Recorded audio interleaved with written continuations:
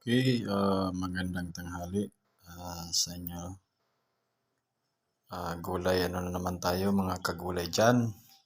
So ito yung available natin na gulay dito sa bahay ng aking kapatid kasi wala sila dito.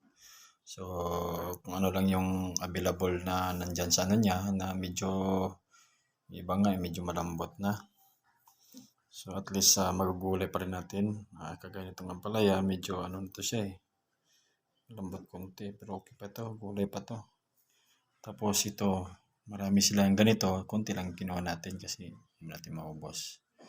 Yan, ito lang yung available natin. May dalawang egg na brown egg. Yan ang ihalo na natin. Yung carrots, yan. Siyote, hinati lang natin kasi masyadong marami kung damihan yung buo.